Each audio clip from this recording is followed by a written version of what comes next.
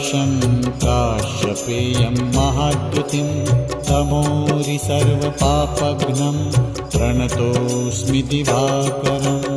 ॐ ह्रां ह्रीं ह्रौं सः सूर्याय नमः।